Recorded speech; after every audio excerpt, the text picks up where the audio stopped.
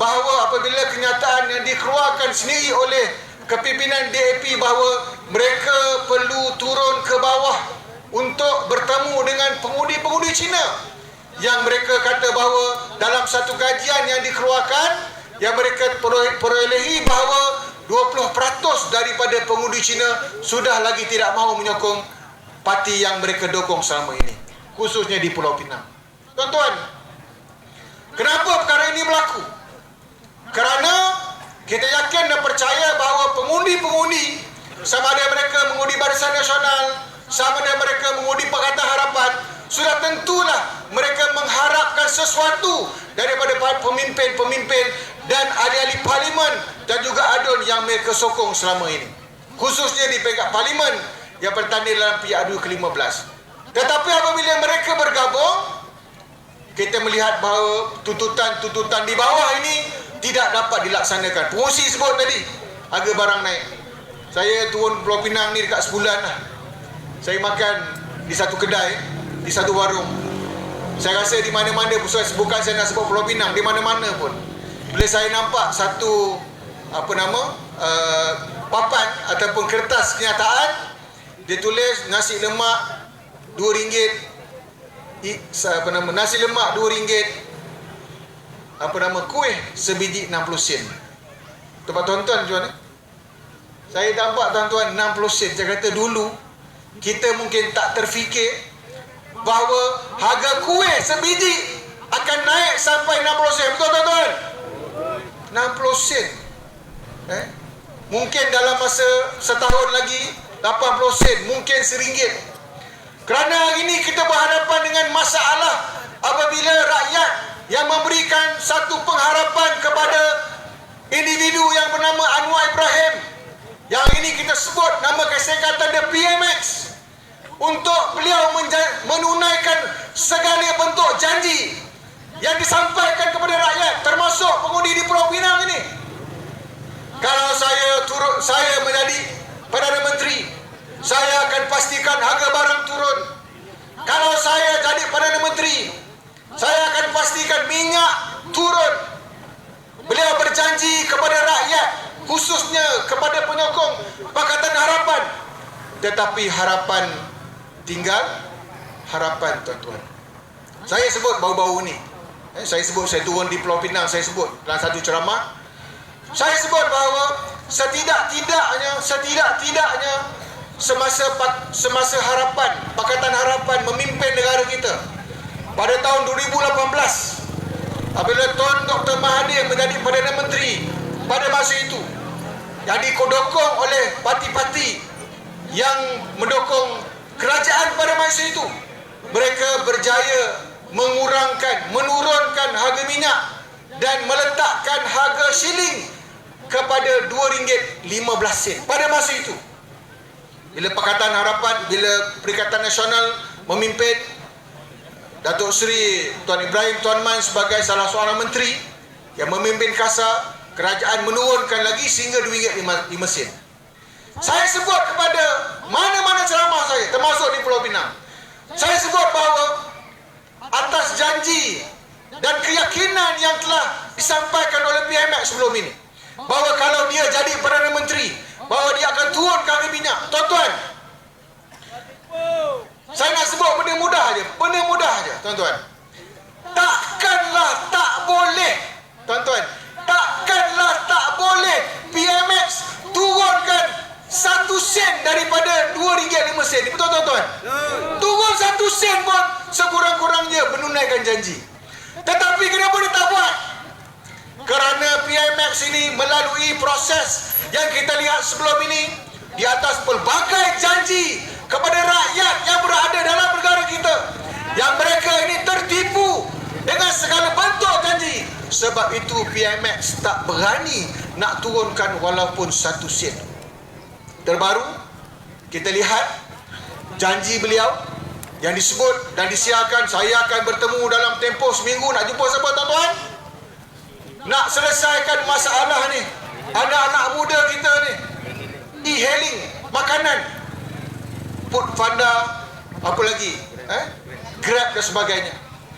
Janji, tuan-tuan, memang satu perkara yang sangat mudah dilakukan oleh PMX, tetapi untuk menunaikan janji ini adalah merupakan satu yang berat, kerana PMX seperti mana yang disebut oleh Tuan Dr. Mahathir sebelum ini, bahawa dia tahu bahawa PMX tidak mampu untuk menjadi pemimpin, menjadi Perdana Menteri, kerana beliau ni lebih pandai bercakap daripada menunaikan janji yang telah ditabur selama ini. Sebab itu tuan-tuan, hari ini kita melihat pertemuan kita pada hari ini yang berlaku di antara Perikatan Nasional berhadapan dengan PN, berhadapan dengan PSBN.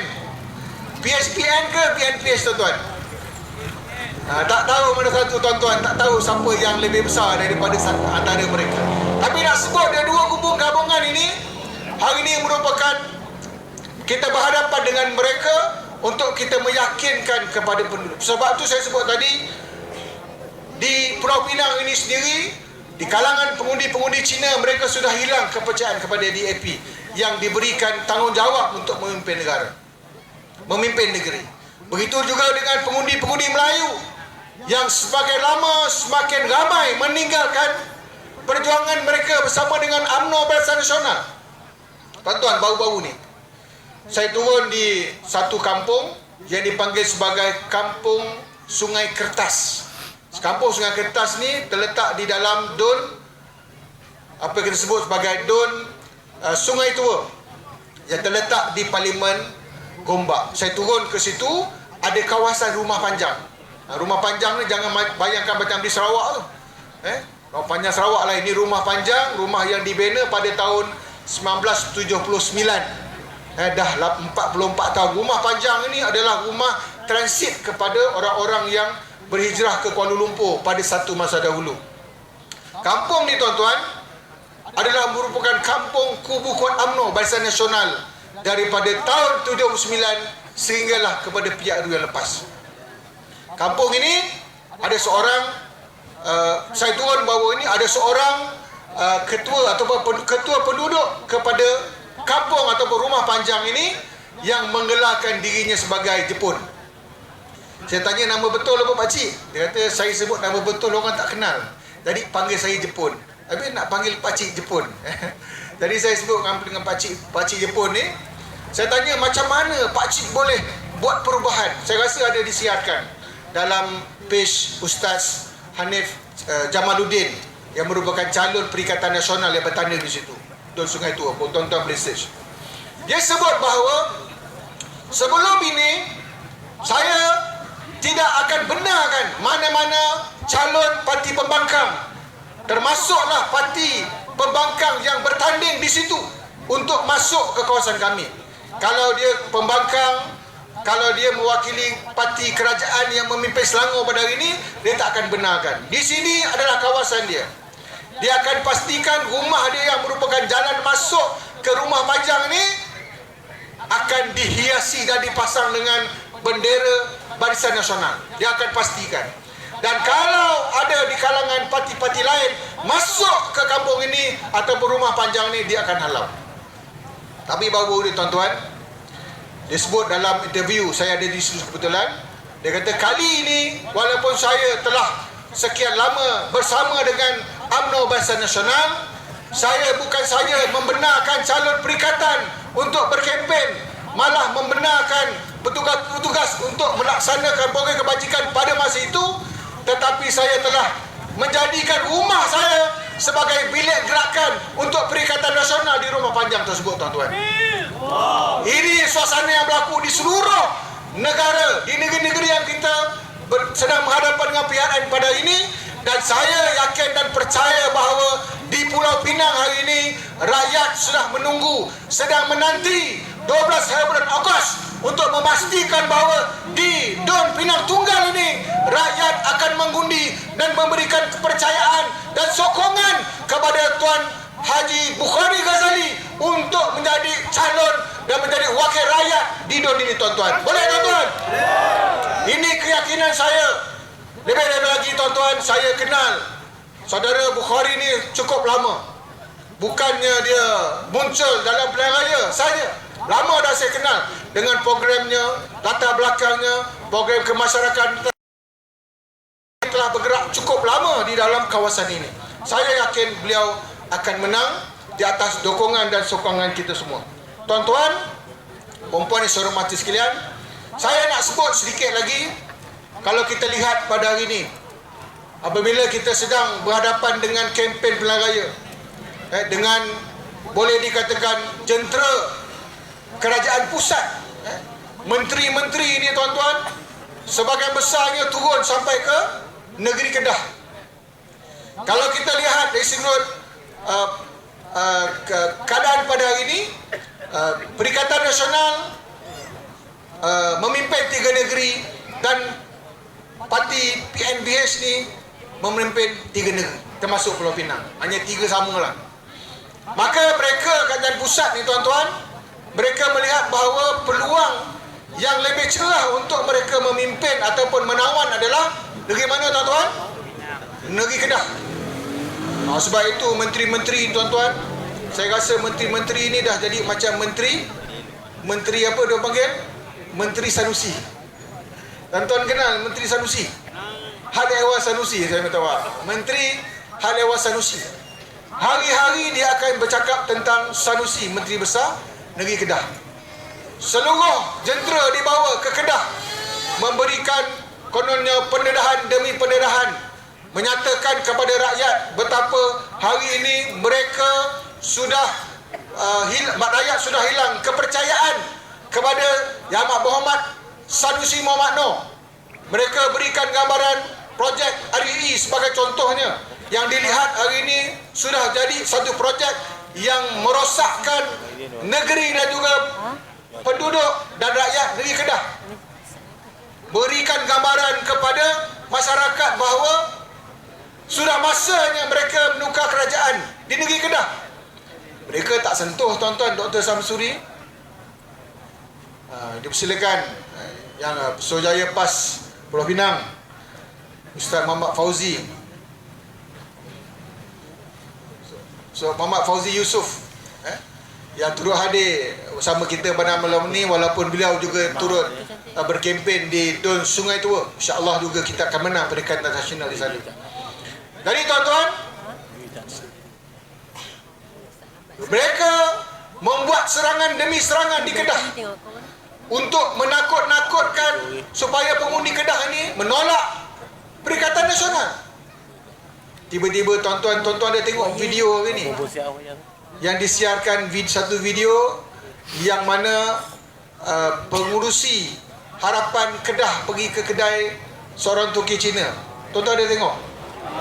Boleh cari, saya rasa orang muda ni dah ramai dah jumpa lah.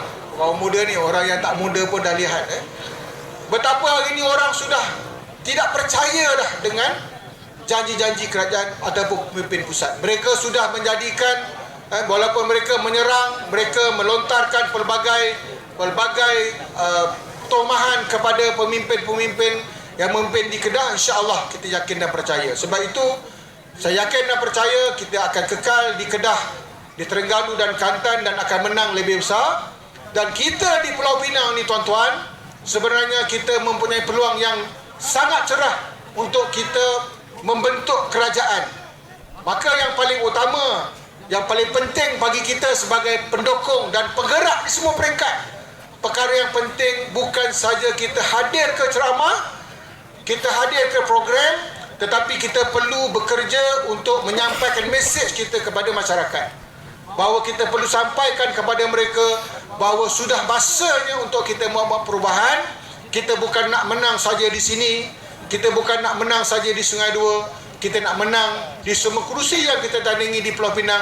Dan insya-Allah pada 12 hari bulan yang akan datang, bukan saja kita menang di Dun Pinggan Tunggal, insya-Allah kita akan menang dan memimpin Pulau Pinang ini di atas nama Perikatan Nasional. Boleh tuan-tuan? Kena kerja kuat, insya-Allah. Saya sudahi ucapan saya pada malam ini dengan wabillahi taufiq hidayah. Wassalamualaikum warahmatullahi wabarakatuh. Perikatan! Kuat sikit tuan-tuan. Perikatan! Perikatan!